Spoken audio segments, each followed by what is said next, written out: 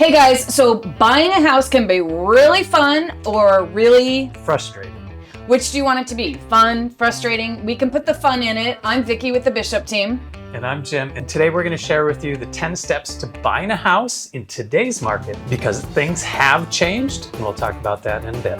Let's make it fun.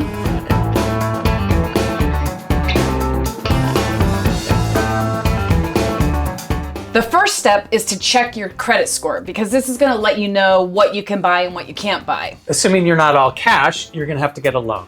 So that's going to introduce a down payment, qualifying with the lender, and what your credit score is going to affect the interest rate you get and what you can qualify for. That's right. And it's a really important first step if you are getting a loan, because to run around and start looking at homes or looking online at homes and falling in love with things that you can't buy is really no fun.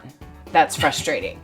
Keep in mind, there are apps like B of A sends us a thing, check your credit score. That's what's generally called a Vantage score. That's not your FICO score. So it's not the same thing that a lender is going to use. So eventually you're going to have to pull your credit. Bear in mind that if one lender pulls it or 5 lenders pull it within a 30-day period, that's one inquiry. So your credit score isn't going to go down each time, but it will take a slight little hit for a couple of weeks. If you do pull it, you're going to have to do it though. Okay, step number 2 is figure out then how much house you can afford. 2 parts to it. One is the loan and 2 is the down payment. And what's going to figure in is the lender's going to tell you what you can afford, and then you're going to look at your budget and say, you know, I can afford more or I can afford less, and those two things are going to have to come together and figure out what you want to spend. Right, and then within that, the fun part is how many bedrooms do I want? How many bathrooms do I want? What color do I want the house to be? What kind of a street do I want it on? What city do I want it in? All that stuff is the fun stuff. So you got to figure that out in the realm before going out and searching. Go for the fun. The most important step, besides your financial qualifications, is selecting the right agent with whom to work. That's where it gets really fun, you guys, because one of my favorite things to do if you select us is to go out and look at homes. I've been looking at homes for 30 years plus, and I just really enjoy it. Doesn't matter if it's a 7,000 square foot home, a 10,000 square foot home, or a 700 square foot home. I can always find something fun to look at. So choose the right agent that really vibes with you and is willing to take the time to go and find what it is that you're looking for and listen to your needs and then help you to find that. You also want someone who is experienced, has the knowledge of the area in which you're working. And in certain markets, you want the ability to look at off-market homes. If there's not a lot of homes for sale, you need to tap into an expert like us. Say, look, this home isn't on the market, but we can go look at it, see if it's something that's going to meet your needs. Right, and that's really super fun. We're in and out of houses, hold lots of open houses, and we know a lot of people who are looking to sell who may not want to be on the market yet. So our eyes and ears are out there 24/7, 365 days a year, and we've got those little nuggets that you may be looking for. Step number 4 doesn't sound like a lot of fun, but you need to get pre-approved. So a lender needs to pull your credit, but also pull out your income documentation, your bank statements, things like that. They need to put together a package and analyze what you can actually qualify for. And in a competitive market, you might need to actually not just get pre-approved, but get approved, which means the lender is pretty much guaranteeing that you can get the loan so that you can be competitive against other buyers who are trying to buy that home that you've identified. True, and that's super important, and it can be a little bit frustrating, I might say, because you have to provide a lot of documentation and such, but it's a step that you need to go through to get to the fun stuff of looking for what you want. The other thing to keep in mind is that's not something you do after you find your dream home, right, and you have 7 minutes to make an offer. Right. It has to be done weeks and ideally months ahead of time in case there is something on your credit report that you need to fix to get a better rate. You have time to do it. That's so true, because if you walk in and you fall in love with the house and you have not been pre-approved and you don't have all of that in place, then you're going to end up in the big, huge frustration pile. The 5th step is to start that home search. So once you have all your ducks in a row financially, then we can start talking about what are the locations, the requirements, the cities, the neighborhoods, the streets, the views, the non-views. I want an HOA. I don't want an HOA. I want room for my motorhome and boat, but I don't want it on my front lawn. We roll all that in our buyer consultation so that we know exactly what you're looking for and can make suggestions that you might not have thought of, and also learn what you're looking for so that we can go and find that home for you. Sure, and doing all that work ahead of time helps that process when we do go out and look really fun, because we've filtered out the stuff that we don't want or don't need or that are not interesting to you. Okay, the sixth step is super fun. Make an offer. Once we've identified a home that you want to make an offer on, then we do an analysis of what are called the comparables or the comps. We look at the trends of the neighborhood, of the city, and at a higher level at the county, see what prices are doing, if they're up, down, left, or right, so that you can make an educated guess. We're doing research with on the actual house itself and providing information so that we can say, hey, this is our strategy that we want to employ to move forward and make an offer to increase the chance that you'll actually get that home. Making an offer can be really fun. It's actually pretty simple at the end of the day. You go through DocuSign, this kind of stuff. Now, the frustrating part is waiting for the response on the offer. And we know that's a little frustrating because you're sitting on edge, you're excited, etc., etc. But we got to go through that process to get back to the fun point. And every seller's different. Some are going to get back to you the same day. Some are going to take 3 days if there's multiple family members involved. So every deal is different, and that's where we're going to help you understand what's going on so that you don't get as frustrated. True, and we always say, don't fall in love with the home until you've made the first mortgage payment. The seventh step is you got the home, now we're going to schedule an inspection. So once we're in escrow, we're going to want to look at what's called a third-party inspection, probably termite, potentially roof, maybe geological. That first inspection is going to say, hey, you need to do these other inspections so that we have an understanding of the condition of the home so that you decide if that's something that maybe raises a red flag or you're comfortable moving forward.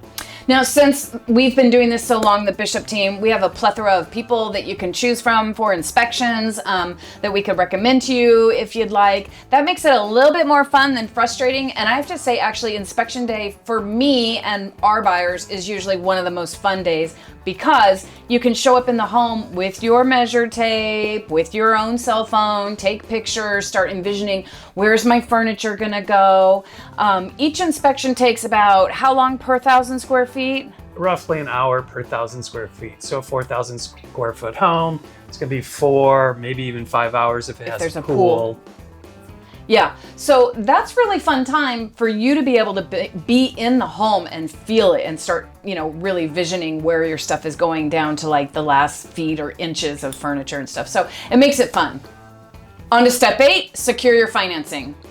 As we're in escrow, you're pulling the trigger with the lender. They're moving forward on the loan for this specific home. They're ordering an appraisal. You might be required to provide additional documentation to the lender to refresh their file. If you are doing a cash offer, escrow is going to coordinate with you towards the end, usually a day or two prior to closing. You're going to wire the funds in. They'll provide you with the wiring information and the numbers to wire to escrow. If you are getting a loan, you're going to need to wire in the balance of the down payment. Again, usually a day or two prior to close of escrow. If the money is overseas, you need to allocate time for that. That can take more time to move it into the country. So talk to escrow about that so that you guys can work together to get the money here in time to close. You definitely don't want to wait until the very last minute to make sure you have that money, because then that would be frustrating. With our guidance, we're going to help you through all of that to keep it fun. On to step number 9, we're going to purchase a homeowner's policy. So if you have a lender, they're going to require a homeowner's insurance policy.